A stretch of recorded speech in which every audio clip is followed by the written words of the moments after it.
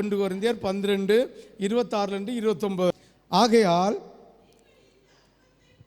இந்த அப்பத்தை புசித்து இந்த பாத்திரத்தில் பானம் பண்ணும் போதெல்லாம் கர்த்தர் வருமளவும் அவருடைய மரணத்தை தெரிவிக்கிறீர்கள். ஹல்லேலூயா, ஹல்லேலூயா, ஹல்லேலூயா. யாருக்கெல்லாம் விளங்குது? விளங்குறவங்க மட்டும் ஒரு அல்லேலூயா சொல்லலாமே. உற்சாகமா ஒரு அல்லேலூயா சொல்லலாமே. பாருங்க, ஆகையால் நீங்கள் இந்த அப்பத்தை புசித்து இந்த பாத்திரத்தில் பானம் பண்ணும் போதெல்லாம் கர்த்தர் வருமளவும் அவருடைய மரணத்தை தெரிவிக்கிறீர்கள். ஹல்லேலூயா. யாருடைய மரணத்தை தெரிவிக்கிறீர்களா? கர்த்தருடைய மரணத்தை என்ன செய்கிறீங்களா? தெரிவிக்கிறீர்களாம். ஹல்லேலூயா. அப்போ அவர் வருமளவும், அவர் வருமளவுன்னா எந்த நாள் வரைக்கும்? எந்த நாள் வரைக்கும்? ஹல்லேலூயா, ஹல்லேலூயா. பாருங்க, ஆண்டவர் வருமளவும், ஆண்டவருடைய சிலுவையில் அவர் சிந்தப்பட்ட இரத்தம், அவர் சிந்தப்பட்ட பிக்கப்பட்ட சரீரத்தை ஞாபகப்படுத்தி கொண்டே இருக்கிறோமா? ஞாபகப்படுத்தி கொண்டே இருக்கிறோமா? ஹல்லேலூயா, ஹல்லேலூயா. அவர் வரும் நாள் வரைக்கும். அப்போ இன்னைக்கு பந்தியில் கை போடியும் இன்னைக்கு மட்டும் கிடையாது, இன்னைக்கு மட்டும் கிடையாது. நாளைக்கு பந்தியில் கை போடியும் நாளைக்கு மட்டும் கிடையாது. இல்லை மறுமாசம் கை, நோ, அவர் வரும் வரைக்கும். அதான் ஜீவன் உள்ள நாள் வரைக்கும். அவர் எப்போ வருவார்? வேதத்தில் எங்கே எழுதியிருக்கு? எப்போ வருவார்னு எழுதியிருக்கா? வரையில் எழுதலையா? சாயங்கால நேரத்தில். யாது சாயங்காலம்னு தான் தெரியாது. பாதி நாட்டுக்கு என்னது ஒரு சாயங்காலம், இங்கே பாதி நாட்டுக்கு பகல். சாயங்கால நேரத்தில் வருவார்னு சொல்லியிருக்கார். ஆனால் அதற்கு அடையாளங்களை எல்லாம் கொடுத்திருக்கிறார். ஞானம் உள்ளவர்களுக்கு கர்த்தர் சீக்கிரமாய் வருவார் என்பதை புரிந்து கொள்வார்கள். ஆமே. ரட்சிக்கப்பட்டவர்களுக்கு ஆண்டவர் எப்போ வருவார்னு கேட்டால் தெரியும். ஆமே, ஹல்லேலூயா. வரும் நாளை தெரியாது, வரும் நாளிகையே தெரியாது. ஆனால் எப்போ வருவார்? வசந்த காலம் துளிர்க்கும் போது வருவார். இப்போ பத்தேயில் அழகாக சொல்லப்பட்டிருக்கு, அவர் வருகிறதற்கு முன் அடையாளம் அத்தனை இருக்கு. 90% நிறைவேறியாச்சு. ஆமே, எனக்கு அறிவுக்கு 90% நிறைவேறியாச்சு. இன்னும் 10% தான். இன்னும் சொச்ச காலம். இது ஞானம் உள்ளவர்களுக்கு மட்டும் புரியும், மற்றவங்களுக்கு புரியாது. ஆமே, மற்றவங்களுக்கு என்ன செய்யாது? புரியாது. இயேசு எப்போ வருவார்? என்னைக்கோ வர போறார். ஆமே, ஹல்லேலூயா. இனி அவருடைய வருகை தாமதப்பட்டா உனக்கும் எனக்கும் எப்போ வர்றது? ஜீவன் முடியும் போது. ஆமே, இந்த மாம்சத்திலிருந்து சரீரத்தில், அந்த சரீர மாம்சத்திலிருந்து ஜீவன் நம்மளை இந்த சரீரத்தை விட்டு பிரிய தெரியுமா? அதுதான் உனக்கு கர்த்தருடைய வருகை. ஆமே, அதுதான் ஜீவன் உள்ள நாள் வரைக்கும்னு வேதத்தில் நமக்கு உடன்படிக்கையை தந்து வச்சிருக்கிறது. அதே மாதிரி தான் ஜீவன் உள்ள நாள் வரைக்கும் யார?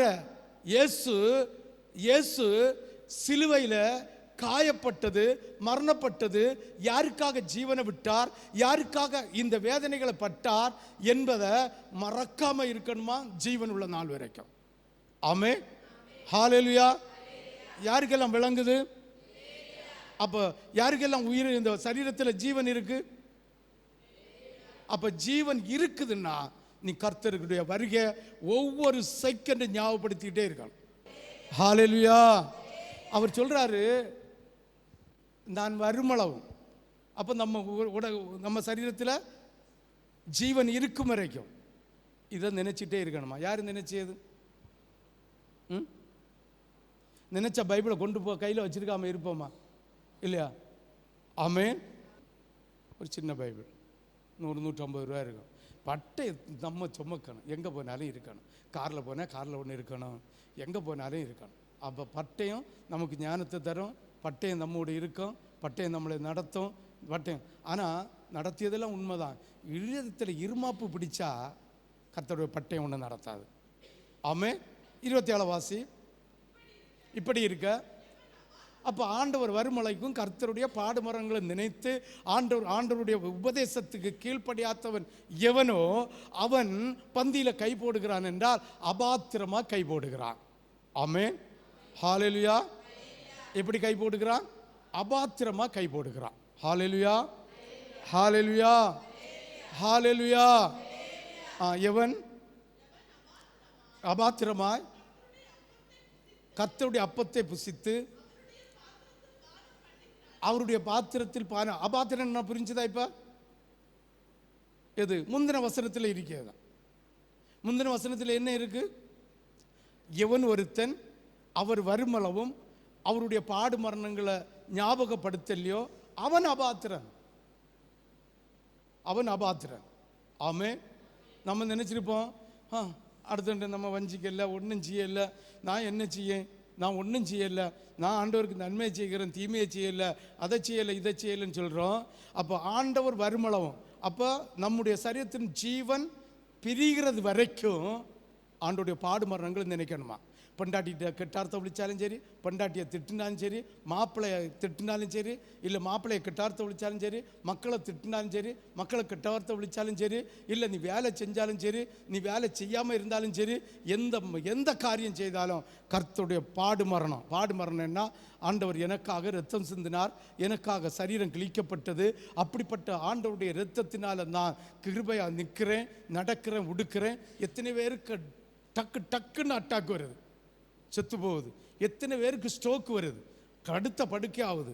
எத்தனை பேருக்கு ஆக்சிடென்ட் ஆகி கால் ஒடிஞ்சு கை ஒடிஞ்சு கிடக்குது. இந்த கூட்டத்துக்குள்ள என்னுடைய அப்பாவுடைய ரத்தம், அவர் எனக்காக பாடுகளை ஏற்றுக்கொண்ட அப்பாவுடைய ரத்தம் என்னை காத்து கொண்டிருக்குன்னு 24 மணிக்கூரம் நினைச்சிட்டு இருக்கேன். ஆமே. தூங்கம்ப கூட நினைச்சிட்டு பாரு.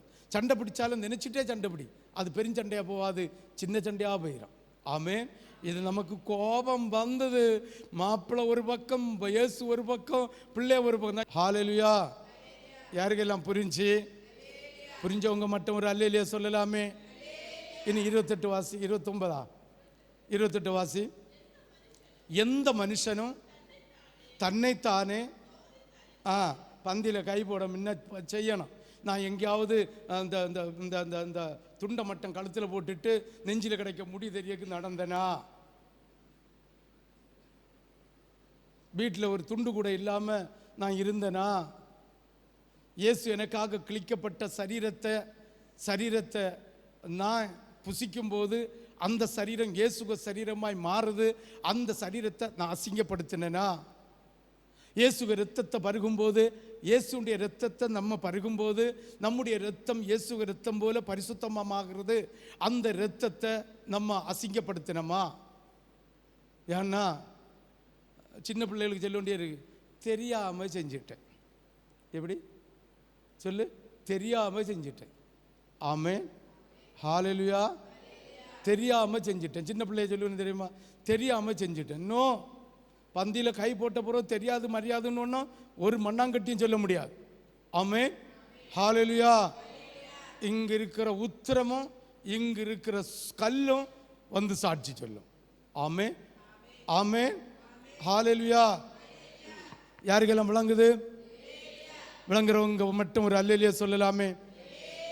முழு இருதயத்தோடு ஒரு அல்லேலூயா சொல்லலாமே. 29 என்னத்தினானில் அபாத்திரமா போஜனம் பானம் பண்ணுகிறவன் சரி இயேசுடைய சரீரம் அறியக்கூடிய மனப்பக்குவம் இல்லாம, அறியக்கூடிய ஞானம் இல்லாது இருந்தால் வரும் என்று புரிஞ்சு வரணும். ஆமே. ஆண்டுடைய சரீரத்தையும் ஆண்டுடைய இரத்தத்தையும் புசிச்சு ஆண்டுடைய சரீரத்தை போல பரிசுத்தமோ ஆண்டுடைய இரத்தத்தை போல கிருபையும் வச்சுட்டு நம்ம உடைகளை, நம்ம பேச்சுகளை, நம்முடைய செயல்களை செய்தோமானால் அந்தோ பரிதாபம். ஹல்லேலூயா. யாருக்கெல்லாம் விளங்குது? அந்தோ பரிதாபம். வாசிக்க கேட்போம். ஆண்டவருடைய சரீரத்தை புசித்து ஆண்டவருடைய இரத்தத்தை பருகிற யாரும்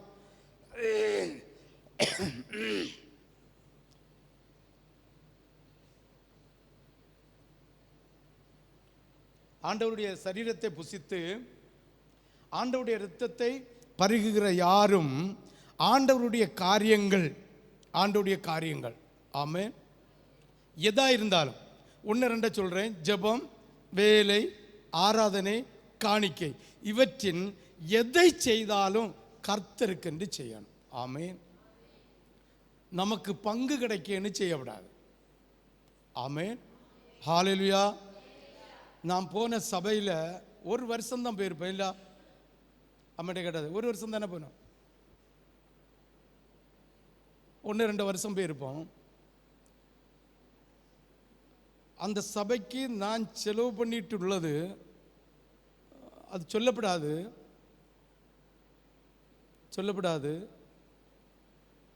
ஏன்னா நான் கர்த்தருக்குன்னு கொடுத்தேன். எனக்கு என்ன பங்கு கிடைச்சு? பங்கு கிடைச்சா இல்லையாப்பா? 100 பங்கு தந்திருக்கார். ஹல்லேலூயா, ஹல்லேலூயா, ஹல்லேலூயா. எதை செய்தாலும் நீ கர்த்தருக்குன்னு செய், மனுஷனுக்குன்னு செய்யாத. என்னெல்லாம் சொன்னேன் சொல்லுங்க? ஜெபம், வேலை, அதாவது ஜெபம் செஞ்சாலும் சரி, ஆண்டவருடைய வேலை செஞ்சாலும் சரி, ஆண்டவருக்கு ஆராதனை செலுத்தினாலும் சரி, ஆண்டவருடைய காணிக்கை, இவற்றில் எதை செய்தாலும் கர்த்தருக்கென்று செய்யணும். ஆமென். யாருக்கென்று செய்யணும்? கர்த்தருக்கென்று செய்யணும். மனுஷனுக்குன்னு செய்தா நீ நாசமடைஞ்சு போவ. ஆமென். நிறைய பேருக்கு என்னன்னா, பாஸ்டர் கொண்டு குடிக்கும், பாஸ்டர் கொண்டு கொடுத்தா பாஸ்டர் தின்னிட்டு கடந்து உறங்குவா. நீ கர்த்தருக்கென்று கொடுத்தா கர்த்தர் உன் வீட்டில் ஆசீர்வாதத்தை தருவார். ஆமென். யாருக்கெல்லாம் விளங்குது? நம்ம சொல்லியிருக்கிறது 4 தான் சொல்லியிருக்கேன். ஜெபம், வேலை, ஆராதனை, காணிக்கை, இவற்றில் எதை செய்தாலும் கர்த்தருக்கென்று செய்ய வேண்டும். எதை செய்தாலும் 2 பாயிண்ட் 3 பாயிண்ட் முடியதுக்கு அளவுக்கு சொல்லிடுவேன். எதை செய்தாலும் மனப்பூர்வமாய் செய்ய வேண்டும். ஃபர்ஸ்ட்ல என்ன செய்யணும்? எதை செய்தாலும் மனப்பூர்வமாக செய்ய வேண்டும். 2வது எதை செய்தாலும் மகிழ்ச்சியாய் செய்ய வேண்டும். 3வது எதை செய்தாலும் மனசாட்சியை ஒட்டி செய்யணும். முதல் என்ன எப்படி செய்யணும்? மனப்பூர்வமாக செய்யணும். அங்கே ஒன்று வாசிக்கலையோ, நம்ம அங்கே கடைசியில் உள்ளது வாசிக்கல, அப்படி தானே? ஒன்று என்னது? எதை செய்தாலும் மனப்பூர்வமாக செய்யணும். 2வது எதை செய்தாலும் மனமகிழ்ச்சியாக செய்யணும். ஆமென். 3வது என்னது? எதை செய்தாலும் எப்படி செய்யணும்? சந்தோஷம். 2வது சந்தோஷமாக செய்யணும். 3வது மனசாட்சியாக செய்யணும். ஆண்டவருக்கு எதை செய்தாலும் என்ன செய்யணும்? மனப்பூர்வமாய் செய்யணும். அது யாருக்குன்னு செய்யணும்? ஜெபம் செஞ்சாலும், வேலை செய்தாலும், ஆராதனை செய்தாலும், காணிக்கை கொடுத்தாலும். நான் காணிக்கையை பிரத்யேகமாக சொல்கிறேன். ஏன்னா எத்தனையோ பேருக்கு அறிவிருந்தும் அறிவில்லாதது போல, ஞானம் இருந்தும் ஞானம் இல்லாதது போல, கண் இருந்தும் குருடனை போல, காதிருந்தும் செவிடனை போல, வாயிருந்தும் ஊமையனை போல, இந்த மத்தேயில இயேசு கிறிஸ்து ஒரு சில உவமைகளை சொன்னது போல நம்ம திருச்சபையிலும் அந்த அந்த அந்த கண் இருந்தும் குருடனை போல இருக்கிறது நிமித்தம் சொல்கிறேன். ஆண்டவருக்கு ஜெபம் செய்தாலும், ஆண்டவருக்கு ஜெபம் இல்லை, நீ பிறருக்காக, தன்னை போல பிறரை நேசிக்கிற அன்புக்காக, மற்றவர்களுக்காக திறப்பில் நின்னாலும், நீ ஆண்டவருடைய வேலை செய்தாலும், ஆண்டவருக்கு ஆராதனை செய்தாலும், ஆண்டவருக்கு நீ காணிக்க கொடுத்தாலும், அதை கர்த்தருக்கென்று மனப்பூர்வமாய் செய்ய. ஆமென். அப்போதான் நீ செய்ததுக்குள்ள ஆசீர்வாதம் கிடைக்கும். ராபோஜன பந்தியில் கை போடுவதற்கு ஒரு அர்த்தம் உண்டாகும். ஆமென். ஹல்லேலூயா, ஹல்லேலூயா, ஹல்லேலூயா. 1வது பாயிண்ட், என்ன செய்தாலும் மனப்பூர்வமாய் செய்ய வேண்டும். கொலோசியர் 3வது அதிகாரம் 22, 23, 24, 25. வேலைக்காரரே, சரீரத்தின்படி உங்கள் எஜமான்களாய் இருக்கிறவர்களுக்கு எல்லா காரியத்திலும், யாருக்கு கீழ்ப்படியணுமா? எஜமான் என்ன? முதலாளி. உங்களுக்கு வேலை தருகிற முதலாளிக்கு, புரியுதா? முதலாளிக்கு எல்லா காரியத்திலும் என்ன செய்யணும்? கீழ்ப்படியணும். உலகத்தில் சம்பளம் தருகிற ஒரு முதலாளிக்கு எல்லா விதத்திலையும் கீழ்ப்படிய சொல்லியிருந்தா, ஒன்று நித்தியத்துக்கு கொண்டு போக்கு வழி நடத்துகிற ஊழியக்காரனுக்கு எல்லாத்துக்கும் கீழ்ப்படியணுமா? பாதி கீழ்ப்படியணுமா? எல்லா விதத்திலும் யாருக்கு கீழ்ப்படிதியா? ஒரு கவர்மெண்ட், இப்போ ஆசிரியர் பிரதருக்கு கவர்மெண்ட்டில் ஒரு வேலை தந்திருக்கு, எதுக்குன்னு சொல்லி அது கீழ்ப்படியாமல் இருந்தால் துட்டு கிடைக்குமா? பாபா கிடைக்குமா? ஊசி செம்மியா போடலையும் கிடைக்குமா? கிடைக்காது. ஆமே. அப்போ நித்தியத்திற்கு உன்னை கொண்டு போவதற்காக ஆண்டவராகிய தேவன் உனக்கு ஒரு எஜமானை, ஒரு ஊழியக்காரனை தந்து, அவன் சொல்லித் தருகிற வார்த்தைக்கு நீ கீழ்ப்படியாவிட்டா பரலோகத்துக்கு போவியான்னு கேட்டேன். போக முடியுமா? இதுதான் முதல்ல வந்தோடனே கேட்டேன். என்ன கேட்டேன் வந்தோடனே என்ன கேட்டேன்? யார் இயேசுக்கு கை பிடிச்சி கூட்டிகிட்டு போவா? யார் சாத்தானுடைய கையை பிடிச்சி? சாத்தான் கையை பிடிச்சிட்டு போவான். இதுதான் உங்களுக்கு ஆண்டவராகிய தேவன் பரலோகத்திற்கு உங்களை அழைத்து செல்லும்படி ஆண்டவருடைய வார்த்தையை தந்து, அவருடைய ஆலோசனையை தந்து, உங்களுக்கு முன்னால் ஒரு எஜமானாக, ஒரு ஊழியக்காரனாக, ஒரு நியாயாதிபதியாக, ஒரு நியாயசாஸ்திரியாக, ஒரு போதத்தை கற்றுத்தருகிற போதகனாக உங்கள் முன்னால் நிறுத்தி அவன் சொல்லி தரும்போது முற்றிலும் அவனுக்கு கீழ்ப்படியாவிட்டால் பரலோகத்துக்கு போக முடியுமான்னு கேட்டேன். அப்போ இந்த பந்தியில் நீங்கள் கை போட்டு என்னத்துக்கு? ஆண்டவராகிய தெய்வம் ஒரு எஜமான உங்களுக்கு தந்து அந்த பரலோகத்துக்கு போகிற வழியை கற்றுத்தருகிற உபதேசத்தை நீங்கள் கீழ்ப்படியில்லைங்க, நீங்கள் சாவும்பா, பிசாசு வருவானா கூட்டிகிட்டு போக்கு இயேசு வருவாரா? உபதேசத்துக்கு எவன் ஒருத்தன் கீழ்ப்படியலையோ தேவனுடைய ராஜ்யத்துக்கு கூட்டிகிட்டு போக்கு இயேசு வரமாட்டார், சாத்தான் தான் வருவா. ஆமென், ஹல்லேலூயா. யாருக்கெல்லாம் விளங்குது? விளங்குறவங்க மட்டும் ஒரு அல்லேலூயா சொல்லலாமே. 23 வாசி. கர்த்தராகிய கிறிஸ்துவை, இயேசு கிறிஸ்துவை சேவிக்கிறதுனாலே சுதந்திரமாகிய பலனை அறிந்து, அடுத்த வசனம் வாசி. எதை செய்தாலும் மனுஷனுக்கென்று செய்யாம, யாருக்கெல்லாம் புரிஞ்சு? அப்ப இந்த உபதேசத்தை நான் சொல்லித்தாரேன். உங்களுக்கு எஜமானா ஒரு மனுஷன் தான் கர்த்தர் தேர்ந்தெடுத்து வச்சிருக்கிறார். இந்த கீழ்ப்படிதல் ஊழியக்காரனுக்காக கீழ்ப்படுகிறேன் என்று சொல்லாத, சாபந்தான் வரும். யாருக்கு வேண்டி கீழ்ப்படிய? கர்த்தருக்கு வேண்டி கீழ்ப்படிய. ஆமென். 25 வாசி. அநியாயம் செய்கிறவன் தான் செய்த அநியாயத்தின் நிமித்தமான பலனை அடைவான். ஆண்டவர்கிட்ட என்ன இல்லை? ஆமென், ஆமென். அநியாயம் செய்கிறவனுக்கு அநியாயம்தான், நீதி செய்கிறவனுக்கு நீதி தான். அப்போ ஆண்டவருடைய உபதேசத்திற்கு செவி கொடுக்கிறவனை கர்த்தர் கூட்டிகிட்டு போகிறார், செவி கொடுக்காதவனை பிசாசு கூட்டிகிட்டு போகிறார். அப்போ பிசாசு வரணுமா? ஆஸ்பத்திரியில் இருக்கிறவங்களுக்கு எல்லாருக்கும் தெரியும் இல்லையா? சாவு போகிற கண்டிஷனில் ஐயோ என்ன யாரோ இழுத்துட்டு போனாப்போ, காலை பிடிச்சி இழுக்குனாப்போ, 2 போலீஸ் வந்திருக்காப்போ சொல்லிய கேட்டிருக்கா? பாஸ்டரம்மா கேட்டிருக்கா? நான் காதால கேட்டிருக்கேன். ஆமென், ஆமென். ஒரு இருட்டா இருக்கு, எனக்கு போக பயமா இருக்கு. நாசமா போன ஜென்மங்களை, உங்களை இல்லை அவங்கள, நாசமா போன ஜென்மங்களை அந்த இருட்டில் போக்கு பயமா இருக்கேன்னு தான் அன்னைக்கு இருந்த தேவ பிள்ளைகள் மனம் திரும்பு பரலோக போக்கு, உபதேசத்தை கேளு, சத்தியத்தை கேளுன்னு அன்னைக்கு அந்த ஜென்மங்களுக்கு சொன்னா யார் செவி கொடுத்தா? இன்னைக்கு உங்களுக்கு சொல்றேன், எனக்கு ஒரே ஒரு ஆசை தான். ஐயோ போலீஸுகார அடிக்கிறாங்க, இருட்டா இருக்குது, என்ன காலை பிடிச்சு கொண்டு போறாங்க என்ன, நாளைக்கு நீங்க கூக்குரல் போடாம இருப்பதற்காக கர்த்தர் ஒரு பேந்தைய ஆயத்தப்படுத்தி உங்களுக்கு தந்திருக்கிறார். ஆமென். யாருக்கெல்லாம் வழங்குது? அப்ப நீ எதை செய்தாலும் யாருக்குன்னு செய்யணும்? இல்ல பீட்டருக்குன்னு செய்தா நாசமா போயிருவியா? ஆமென். யாருக்கெல்லாம் வழங்குது? விளங்குறவங்க மட்டும் விளங்குற விதத்தில் ஒரு அல்லேலூயா சொல்லலாமே. முழு இருதயத்தோடு ஒரு அல்லேலூயா சொல்லலாமே. இன்னொரு வசனம் கூட, இன்னொரு வசனங்கள் நிறைய இருக்கு. கொலோசியர்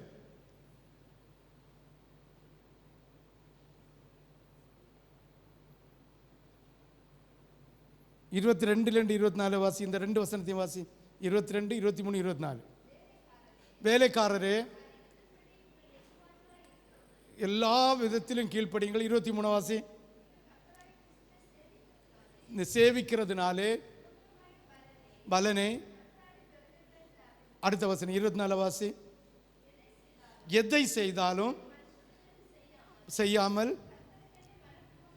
எபேசியர் 6வது, எதை செய்தாலும், அதுதான் சொன்னேன். ஜெபமானாலும் சரி, வேலை ஆனாலும் சரி, ஆராதனை ஆனாலும் சரி. அப்ப கர்த்தருக்குன்னு செய்தா, ஆராதனை செய்ய வந்த நீ 3 மணிக்கூர் உனக்கு தூக்கம் வருமா?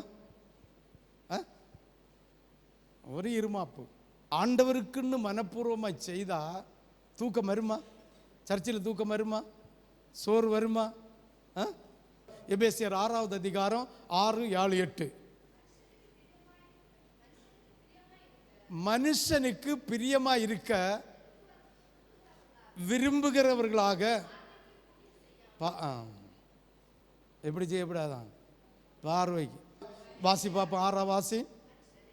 மனுஷனுக்கு பிரியமாய் விரும்புகிறவர்களாக பார்வைக்கு ஊழியம் செய்யாமல் இயேசு கிறிஸ்துவின் ஊழியக்காரராக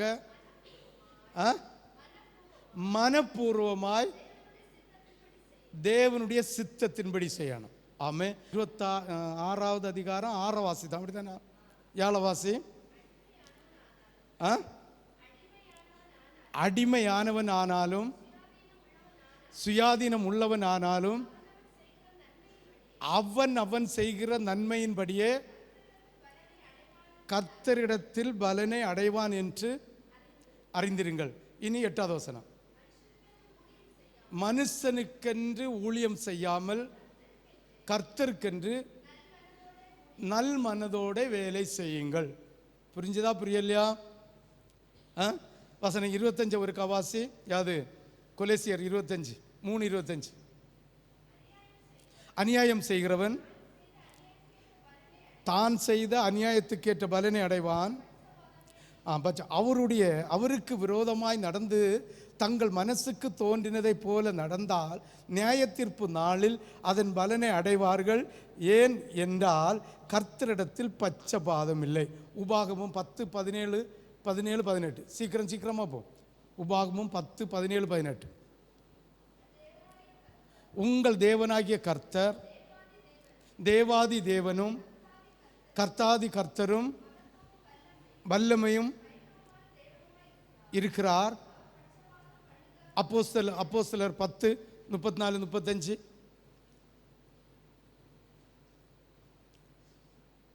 அப்போஸ்தலர் 10, 34, 35. அப்பொழுது பேதுரு பேச தொடங்கி, தேவன் பட்சபாதம் உள்ளவர் அல்ல என்றும் எந்த ஜனத்திலாயிலும் அவருக்கு பயந்திருந்து நீதியை செய்கிறவன் எவனோ அவனே உகந்தவன் என்று அறிந்து கொள்ளுங்கள். ஹல்லேலூயா, ஹல்லேலூயா. ரோமர் 2, 11, 13. 11, 12, 13.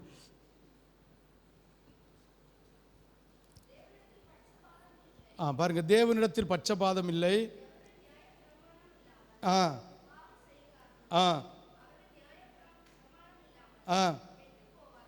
புரிஞ்சுலங்க.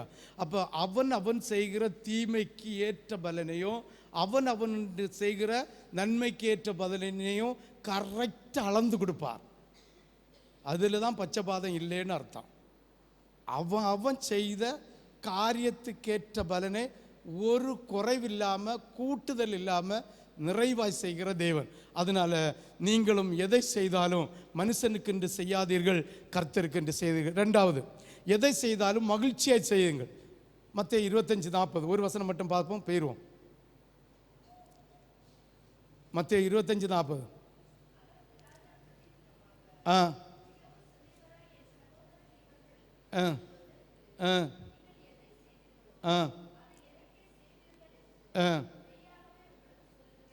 அதே இதில் அதே அதிகாரத்தில் 31 முதல் வாசி.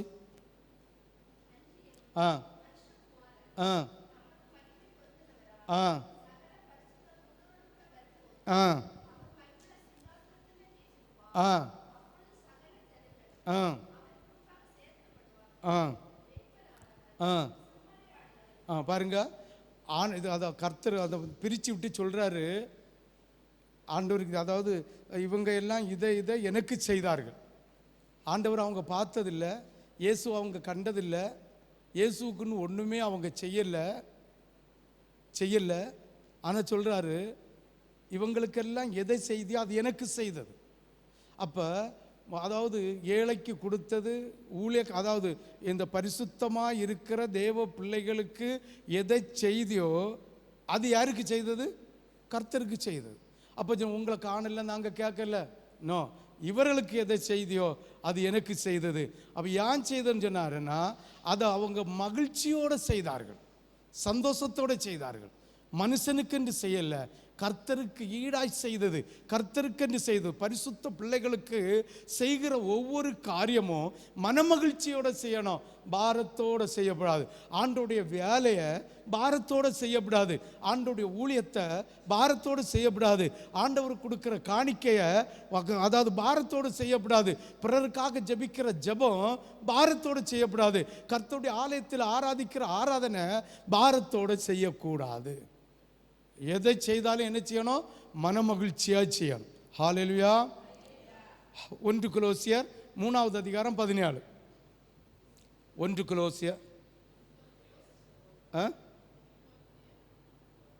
கொலோசியர் கொலோசியர் 3வது அதிகாரம் 17வது வசனம். 1 இல்லை, அப்படிதானா? நான் கமாய 1ன்னு வாசித்துட்டேன். வார்த்தையினாலாவது கிரியையினாலாவது எதை செய்தாலும் அதையெல்லாம் செய்து ஹல்லேலூயா. எதை செய்தாலும் என்ன செய்யணும்? மனமகிழ்ச்சியாக செய்யணும். 3வது, எதை செய்தாலும் மனசாட்சியாக செய்யணும். 1 கொரிந்தியர் 10:31. சீக்கிரம், 1 கொரிந்தியர் 10:31. ஆகையால் புசித்தாலும் குடித்தாலும் எதை செய்தாலும் எல்லாவற்றையும் தேவனுடைய மகிமைக்கு என்று செய்யணும். அப்போ மனசாட்சியோட செய்யணும், மனசாட்சி அற்றவர்களாக செய்யப்படாது. அதே அதிகாரத்தில் 23 31 23 வாசிங்க. 1-2 வசனம் வாசிக்கும் போது தெரியும். எல்லாவற்றையும் அனுபவிக்க அதிகாரம் உண்டு, ஆகிலும் சாராயம் குடிச்ச அதிகாரம் உண்டு, வஞ்சிக்க அதிகாரம் உண்டு, வட்டிக்கு கொடுக்க அதிகாரம் உண்டு, அதாவது நிர்விசாரமாய் நடக்க அதிகாரம் உண்டு, சோறு தின்ன அதிகாரம் உண்டு. கனவா கனவா கனவா எங்க? ஏ கனவா, ஏ கனவா, ஏ கனவா. கனவா மீன் தின்ன அதிகாரம் உண்டு, நண்டு தின்ன அதிகாரம் உண்டு, தேளி மீன் தின்ன அதிகாரம் உண்டு, விலாங்கு மீன் தின்ன அதிகாரம் உண்டு, வாழை மீன் தின்ன அதிகாரம் உண்டு. இதெல்லாம் நமக்கு தகுதியாக இருக்கான்னு பார்க்கணும். ஏ கனவா கனவா கனவா கனவா, இதெல்லாம் தின்ன நமக்கு தகுதி தானான்னு பார்க்கணும். இதெல்லாம் உலக மனுஷனுக்கு சாப்பிடக்கு சுதந்திரம் கொடுத்திருக்கிறார். தேவ பிள்ளைகள் நீயும் நானும் எதை செய்ய தகுதின்னு பார்க்கணும். வாசிங்க. அனுபவிக்க எனக்கு அதிகாரம் உண்டு, ஆகிலும் எல்லாம் தகுதியா இராது. அதிகாரம் உண்டு, ஆகிலும் பாருங்க, ஆராதனையில் வரணுமா வேண்டாமா தீர்மானிக்கிறது நமக்கு அதிகாரம் உண்டு. ஜெப கூட்டத்துக்கு வரணுமா வரண்டாமா அதிகாரம் உண்டு. இருதயத்தோடு ஒரு அல்லேலூயா சொல்லலாமே. அப்போஸ்தலர் 24 15 17 மொத்தத்தையும் முடிச்சிட்டேன். வாசிங்க. அப்போஸ்தலர் 24 15 17. அப்போஸ்தலர் 24 15 17. நீதிமான்களும் பாருங்க, 2 பேரையும் பாருங்க. நாசுக்காக பேசியார் பாருங்க பவுல். வாசி. நீதிமானுக்கும் அநீதிமானுக்கும் ரொம்ப டிஃபரன்ஸ் தெரியாது, பார்க்க உற்று கவனிச்சாதான் தெரியும் இல்லையா? நீதிமானுக்கும் அநீதிமானுக்கும் மான்களும்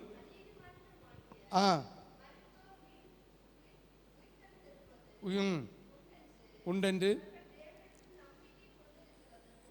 இருக்கிறது போல நானும் யாரெல்லாம் நம்பிக்கை கொண்டு இருக்கிறேங்க